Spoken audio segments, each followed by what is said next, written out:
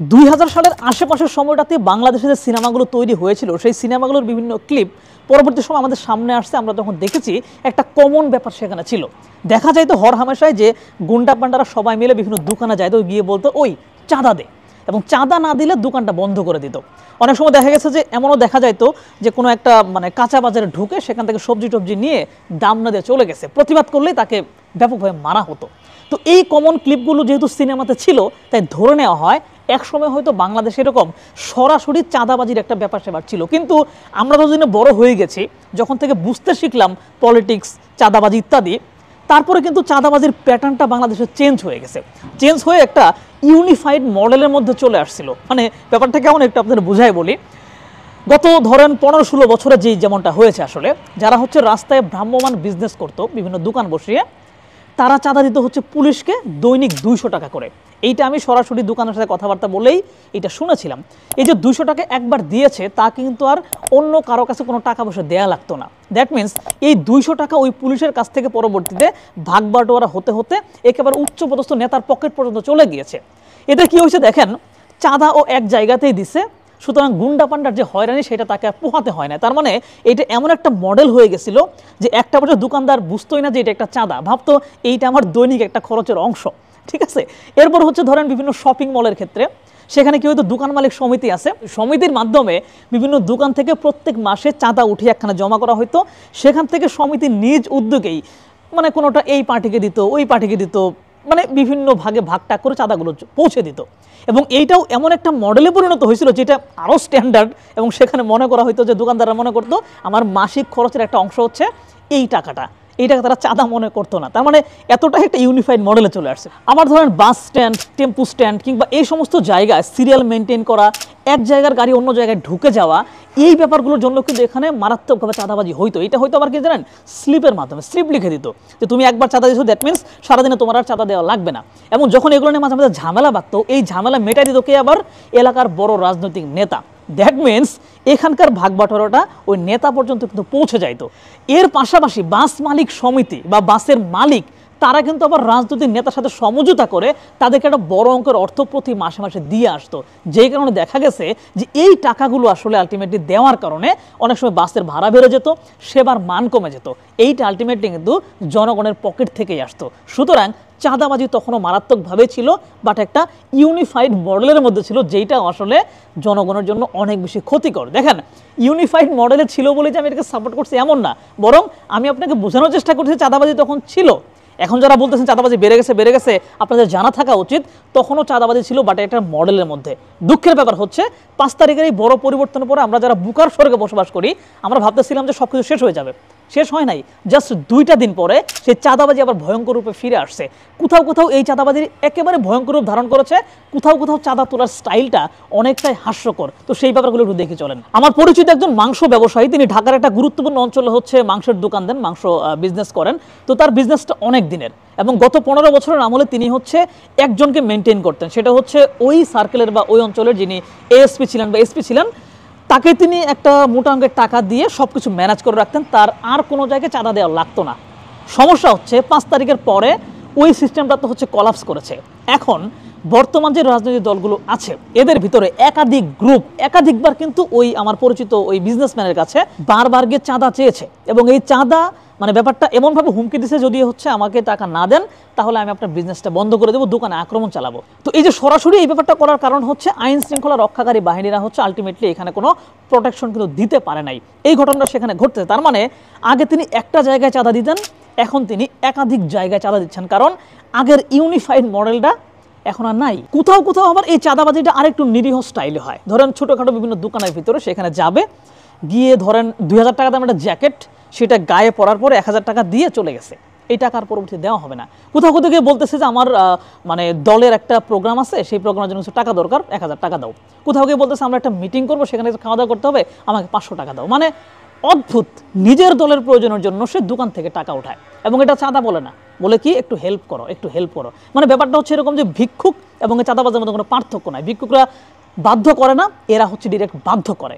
এরপরে যেন সম্প্রতি আরও বেশ কিছু খবর হচ্ছে, আপনারা একটু সার্চ দিলে খুঁজে পাবেন যে কোথাও কোথাও পুলিশের পরিচয়ে, পুলিশের ড্রেস পরে, কোথাও ডিবির পরিচয়ে, কোথাও আর্মির ড্রেস পরে বিভিন্ন জায়গায় কিন্তু এরকম চাঁদাবাজি করতে শুরু করেছে এবং কোনো কোনো চাঁদাবাজ এতটাই বলদ তারা আবার ধরাও খেয়ে যাচ্ছে। সেই সাথে এমনও শোনা যাচ্ছে যে কোনো একটা জায়গায় একদলের মানুষ সকালে চাঁদা নিতে আসছে, সেটেল টেটেল করে গেছে, বিকেলে আরেক দল আসছে, ওরা এসে সেটেল করছে, তখন শুনতেছে যে আরেক দল ইতিমধ্যে চলে আসছিল, তখন এই দুই দলের ভিতরে আবার মারামারিও বেঁধে যাচ্ছে। মানে চাঁদা উঠাইতে গিয়ে কিভাবে নিজেদের ইমেজটা কলুষিত করতে হয় সেইটা কয়েকটা রাজনৈতিক দল খুব ভালো করে কিন্তু দেখাতে শুরু করেছে। তো এই ব্যাপারগুলো নিয়ে বিএনপির উঁচু মহল থেকে বড় বড় বক্তব্য দেওয়া হচ্ছে, মানে অনেক মোড়ে মোড়ে দেখা যাচ্ছে যে আশপাশের সকল চাঁদাবাজকে সাথে নিয়ে বক্তব্য দিচ্ছে আর 1 টাকাও চাঁদাবাজি চলবে না, অথচ তারা এবার হাততালি দিয়ে বিকালে গিয়ে তারা এবার চাঁদাবাজি শুরু করতেছে, মানে একটা সার্কাসের মতো চলতেছে আর কি। তো এই যে তারপরেও আমি বলবো যে হ্যাঁ, উপর মহল থেকে বেশ কিছু বহিষ্কার করা হয়েছে, যৌথ বাহিনীর অভিযান পরিচালনা করা হয়েছে, প্রশাসনকে বারবার সতর্ক থাকতে বলা হচ্ছে, কিন্তু এত কিছুর পরেও কিন্তু চাঁদাবাজি কোনোভাবে থামছে না। প্রশ্ন হচ্ছে চাঁদাবাজি কি থামছে না নাকি থামতে দেওয়া হচ্ছে না? প্রশাসন থেকে কি কোনো উদ্যোগ নেওয়া হচ্ছে না নাকি প্রশাসন এটাকে আরও বেশি প্যাট্রোনাইজ করতেছে? এই ব্যাপারে আমাদের একটু গভীরভাবে চিন্তা করতে হবে। তো কেন এটা হচ্ছে, এটা কি কোনো রাজনৈতিক ফাঁদ কিনা, সেই ব্যাপারটা চলুন একটু বোঝার চেষ্টা করি। তো তার আগেই আপনারা যারা চাঁদাবাজির সাথে জড়িত আছেন আপনাদের উদ্দেশ্যে একটা কথা বলি। হ্যাঁ, আপনাকেই বলতেছি, দেখেন ভাই, আপনার লজ্জা করে না? হ্যাঁ, কোনো কাজ টাজ না করে, কোনো সার্ভিস না দিয়ে একজন মানুষ তার মতো চলতেছে, তার কাছে টাকা দাবি করতেছেন, তার কাছ থেকে কাপড় চোপড় পরে হুট করে চলে আসেন, কোনো টাকা পয়সা দিচ্ছেন না। আপনার আর ভিক্ষুকের মধ্যে কোনো পার্থক্য নাই। ভিক্ষুক তো হাত পাতে তাকে বাধ্য করতে পারেন, আপনি তাকে বাধ্য করতেছেন। হ্যাঁ, এখন আপনি বলতেছেন যে হ্যাঁ আপনার পাওয়ার আছে, আপনি ক্ষমতায় যাবেন, ক্ষমতায় আপনি এখনও যান নাই, এবং ক্ষমতায় গেলেই কি? গত 16 বছর যারা ক্ষমতায় ছিল তারাও তো নানান উপায়ে চাঁদাবাজি করেছে। প্রত্যক্ষ এবং পরোক্ষভাবে যারা চাঁদাবাজির সাথে জড়িত ছিল তাদের অবস্থা এখন কোথায়? কেউ পালায় আছে, কেউ পরিবারের সাথে যোগাযোগ করতে পারতেছে না, বাড়িতে আসতে পারতেছে না, কোথায় আছে সে নিজেও জানে না, প্রকাশও করতে পারতেছে না। এইটা কোনো জীবন হইল? একটা কথা মাথায় রাখেন যে হ্যাঁ, আপনি হয়তো ক্ষমতার দাপটে, পাওয়ারের ঠেলায় এখন আপনি চাঁদাবাজি করতেছেন, মানুষের হক মেরে খাচ্ছেন, সুতরাং এই মানুষগুলোর কিন্তু একটা অভিশাপ আপনার ভিতরে বারবার লেগে যাচ্ছে, এবং এই অভিশাপে একসময় আপনি নিশ্চয়ই পুরো যাবেন। এবং সেটা হয়তো এখন না, হয়তো আগামীকাল না, হয়তো 10 দিন পরে, বাট আপনি অফকোর্স এই অভিশাপের আগুনে অবশ্যই পড়বেন, সেইটা একটু মাথায় রাখেন। জাস্ট একটা উদাহরণটাই দেখেন না, গত 16 বছরে কী ছিল, এখন তারা কোথায় আছে। সো আপনারা যদি ভাবেন যে হ্যাঁ বিরাট কিছু করে ফেলবেন, ভুল ভাববেন, বরং মানুষের মন জয় করার চেষ্টা করেন, সেইটাই বরং ভালো হবে। তো এবার একটু আমাদের মূল আলোচনায় আসি যে আসলে এই যে চাঁদাবাজ থামছে না, এটা কি থামতে দেওয়া হচ্ছে না নাকি আসলে প্রশাসনের ব্যর্থতা আছে এখানে, এটা একটু বোঝা দরকার। দেখেন, একটু খুব মনোযোগ দিয়ে শুনেন, একটা বিষয় এখানে খুব ভালো করে বোঝার আছে। দেখেন, এই মুহূর্তে বাংলাদেশের রাজনৈতিক দলগুলো আছে, এর ভিতরে অনেকেই ধারণা করতেছেন যে বিএনপি ক্ষমতায় যাওয়ার সম্ভাবনায় আছে। কারণটা স্বাভাবিক, তারা অনেক বড় একটা রাজনৈতিক দল, সো সেই জায়গা থেকে তারা ক্ষমতায় হয়তো যেতেও পারে। এখন এই জায়গায় মানুষের ভেতরেও কিন্তু তাদের প্রতি একটা সহানুভূতি আছে, কারণ গত 16 বছর তারা বঞ্চিত ছিল, অনেকে জেল খেটেছে, তারা কিছুই করতে পারে নাই। সো মানুষের এই সহানুভূতিটাকে যদি নষ্ট করে দেওয়া যায়, তবে কিন্তু নতুন যে দলগুলো আসবে তাদের জন্য কিন্তু এটা পজিটিভ ব্যাপার, তাদের জন্য লাভজনক ব্যাপার। সেই জায়গা থেকে এটা করা হচ্ছে কিনা, যে প্রশাসনের পক্ষ থেকে কঠোর কোনো ব্যবস্থা বিএনপির পক্ষে, মানে বিএনপির পক্ষে নেওয়া হচ্ছে না, যাতে চাঁদাবাজি বন্ধ না হয়, বরং এই চাঁদাবাজি যদি চলতে থাকে, তাদের অন্যায় কাজ যদি চলতে থাকে, তাহলে কি হবে, মানুষের ভেতরে ওই সহানুভূতিটা ধ্বংস হয়ে যাবে। সুতরাং ভোটের মাঠে গিয়ে মানুষ বিএনপিকে বয়কট করবে। সেই জায়গা থেকে দেখেন, বিএনপি এত বড় একটা দল, হাইকমান্ড থেকে বারবার বহিষ্কার করা হচ্ছে, মানা করা হচ্ছে, কিন্তু এই যে 16 বছরের বঞ্চনার পরে তৃণমূল পর্যায়ের যে নেতারা আছে তাদের পকেট কিন্তু ফাঁকা হয়ে গেছে। সো তাদের আশপাশে মানুষ রাখার জন্য, নেতাকর্মীদের রাখার জন্য কিন্তু টাকা খরচ করতে হয়। এই টাকা তারা পাবে কোথায়? সো এই টাকার জন্য একটা চমৎকার উপায় হচ্ছে চাঁদাবাজি করা। সো এই চাঁদাবাজি যদি কঠোরভাবে বন্ধ করা হয়, তাহলে বিএনপির প্রতি মানুষের একটা সফট কর্নার সেটা থেকেই যাবে। যদি বন্ধ না করা হয়, ধীরে ধীরে মানুষ বিএনপির উপরও বিরক্ত হয়ে যাবে।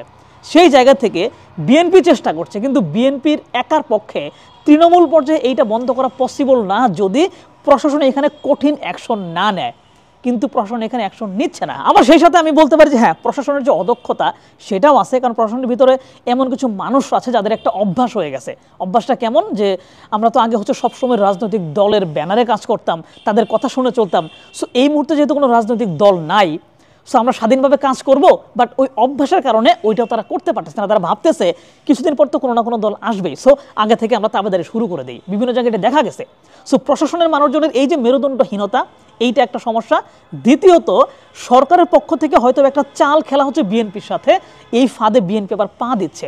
তৃতীয়ত বিএনপি নিজেদের নেতাকর্মীদেরকে কন্ট্রোল করতে পারছে না হাইকমান্ড থেকে। 3টে কারণে চাঁদাবাজি বন্ধ হচ্ছে না, অন্যায় কাজগুলো বন্ধ হচ্ছে না। কিন্তু এটা খুবই দুঃখজনক ব্যাপার।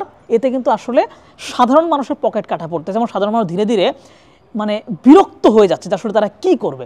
এখন আপনার কি মনে হয় যে এই ঘটনাগুলো ঘটালে আসলে বিএনপির জনপ্রিয়তা কমে যাবে? নতুন কোনো দল আসলে সেটার পরিচয় হওয়া, জনগণের ভিতরে মিশে যাওয়া, এইটা কিন্তু যথেষ্ট সময়ের ব্যাপার। সো এইটার মাধ্যমে হয়তো কিছু ভোট কমানো যেতে পারে, কিন্তু আলটিমেটলি বিএনপিকে একদম দাবিয়ে ফেলা সেটা কিন্তু একটু কঠিনই হবে। সো আমার মনে হয় না যদি এটা কোনো স্ট্র্যাটেজি হয়ে থাকে, সেইটাও মনে হয় না খুব ভালো করে ওয়ার্ক করবে, বরং এই স্ট্র্যাটেজির কারণে আরও বরং সাধারণ মানুষের ক্ষতি হচ্ছে। আমি বিএনপি মানুষজনকে বলবো, আপনারা এই ফাঁদে আর পা দিয়েন না। আপনার এই ফাঁদের ভিতরে পা দিয়ে নিজেদের ইমেজটাকে নষ্ট করেন না। ধৈর্য ধরে ছিলেন, আর কিছুদিন ধৈর্য ধরে থাকেন, ক্ষমতায় যান, যাওয়ার পরে কাজের ব্যবস্থা করেন, টেন্ডার নিয়ে কাজ করেন, রাস্তাঘাট বানান, দেন আপনার ইনকাম করেন। এই চাঁদাবাজি কেন?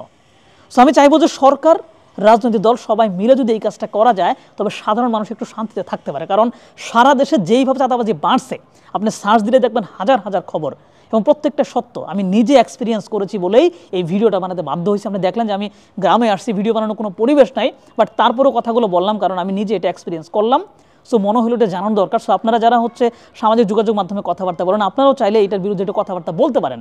এটা একটা বাজওয়ার্ডের মতো তৈরি করে ফেলতে পারেন যে চাঁদাবাজের বিরুদ্ধে কথা বলতে হবে, দেন মানুষের ভিতরে এটা পৌঁছাবে, হয়তো সেখানে কাজে আসতে পারে। কারণ প্রশাসনের পক্ষ থেকে আলটিমেটলি তেমন কিছু করা হচ্ছে না। সো এই সরকারের প্রতিও ধিক্কার, তারা কেন এটা কন্ট্রোল করতে পারতেছে না। রাজনৈতিক দলের প্রতিও ধিক্কার, তারা কেন নিজেদেরকে এই পর্যায়ে নিয়ে যাচ্ছে। আমরা চাই এই পুরো ব্যাপারগুলো সমাধান হয়ে একটা ভালো অবস্থায় ফিরে আসুক।